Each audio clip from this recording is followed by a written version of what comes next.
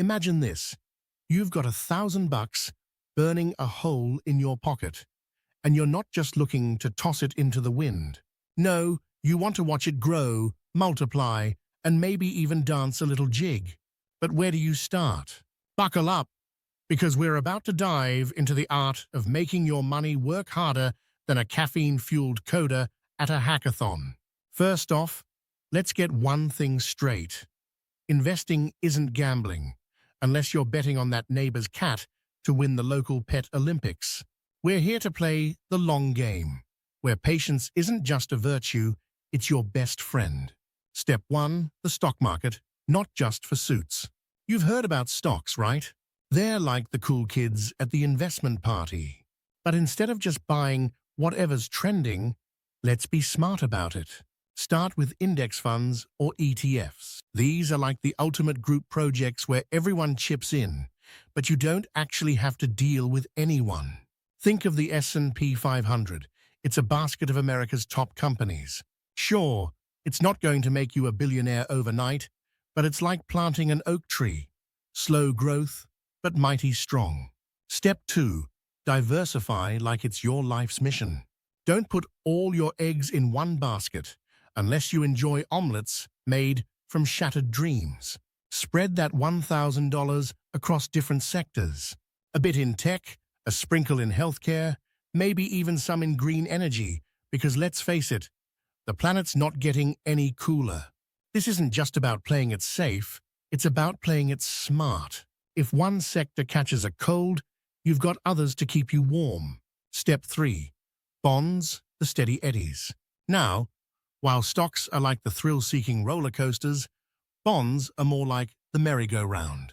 They won't give you that adrenaline rush, but they'll keep your money spinning with less drama. Government bonds or corporate bonds? Go for a mix. They're your safety net when stocks are doing their impression of a yo-yo. Step 4, real estate, but not how you think. You might not buy a whole house with $1,000, but real estate investment trusts, REITs, that's your ticket. They're like owning a piece of a skyscraper without the headache of tenant complaints. REITs pay out dividends like a generous uncle, providing you with some income while potentially growing in value. Step 5, risk management, because life's about balance. Here's where we get real.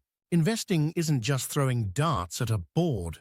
You need to know when to hold them and when to fold them. Use dollar-cost averaging. Invest a fixed amount regularly so you're not trying to time the market like some wannabe Wall Street wolf. And always have an emergency fund, because life loves throwing curveballs. Step 6, growth strategies. Think like a chess master. Compound interest, my friends, is the 8th wonder of the world. Reinvest those dividends. Let your money make more money. And don't just sit there, educate yourself. Read, listen, learn. The market evolves, and so should your strategy. Maybe dabble in some robo-advisors if you're feeling tech-savvy. They're like having a mini finance guru in your pocket. Step 7, the wild card, crypto or not. This is where we get spicy. Cryptocurrency?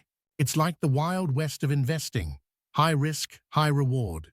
If you've got a bit of your $1,000 to spare, maybe dip your toes in, but only with what you can afford to lose. Think of it as your gambling cap, not your retirement plan. So there you have it. You've taken that $1,000 from a mere number to a potential empire. Remember, investing is a marathon, not a sprint.